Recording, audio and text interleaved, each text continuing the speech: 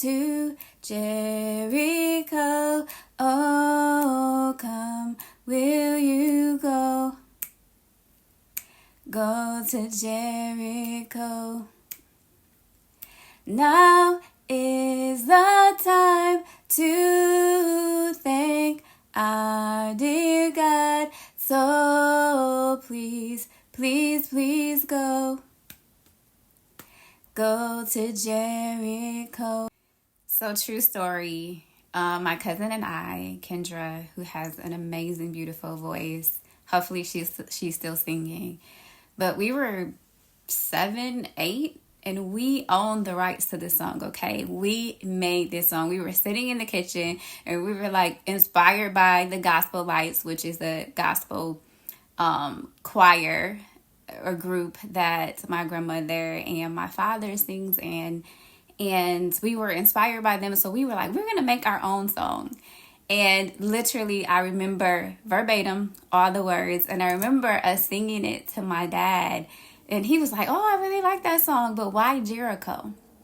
And we had no idea. We just chose Jericho. It just sounds good for the song. But as I was sitting here, God reminded me of that song.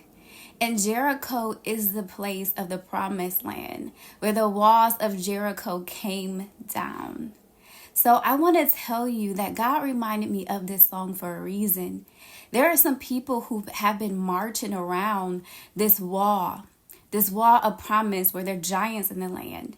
And you see the giants, but you're no longer afraid of the giants anymore. You're like, I'm tired of where I am. I'm tired of seeing the promise and not obtaining the promise. I am ready in this season to take these giants down. And if God before me, who can be against me? Because this has to end. I'm not marching around anymore because I believe the report of the Lord.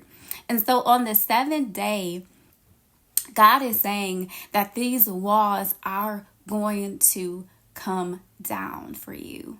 And what I mean by this is you've been in a season where you've been silent about what God has told you. You've been in a season where you can't even talk about it because people won't even believe you. And it's not even for them to believe you. But as you praise and worship God in this season, the walls will come tumbling down. And I promise you, the Lord does not want you to stay in this place of confusion. The Lord doesn't want you to stay in this place where you feel defeated, because you have the victory through Jesus Christ to conquer any battle. One thing about these Gen Zs out here is they're not afraid. Okay, they are getting it. They're going after whatever dream they have. They're not afraid of these giants. Matter of fact, the giants make them want it even more. But sometimes other generations are afraid to go after what God told them is their promise. But it is for you. And this is my theory. God foreknew you before you were in your mother's womb. Meaning that he knew you. He knew you. And my theory is that he knew you as some type of being. And he knew that the world needed you in this time. And our goal is to find out why God put us here. And what promises he has for us, and what is our purpose. And the enemy is trying to distract you, trying to make you believe that you don't belong, make you believe that you shouldn't exist in this world, make you believe that you're not here for a particular purpose, but you are.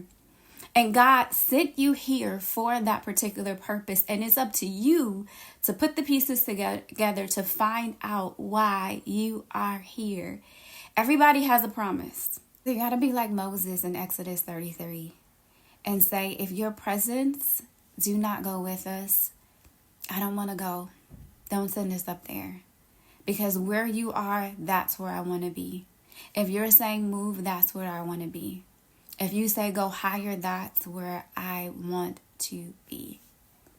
And so at the end of the day, some of us are actually about to enter into the promised land. We're not afraid anymore. These giants don't scare us. We're like, okay, you're defeated already. We already have the victory. It's a done deal. You have the victory through Jesus Christ. And so you're entering into the promise, and things will be different, but they'll be better. So welcome to your promised land. Hope this bless you. Wishing you shalom, shalom.